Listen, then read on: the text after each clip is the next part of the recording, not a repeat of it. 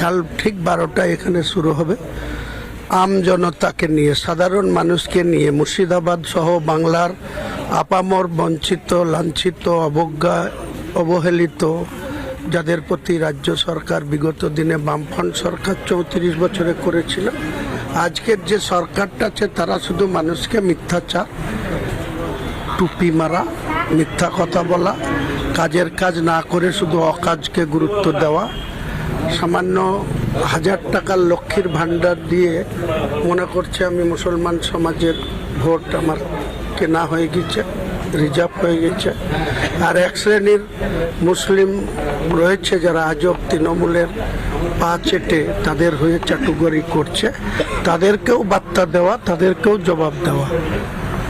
বাংলার রাজনীতিতে আগামীকাল নতুন সমীকরণ তৈরি হবে। কি উন্নয়নমূলক কাজ হবে সংখ্যালঘু মুসলিম ভাইদের জন্য?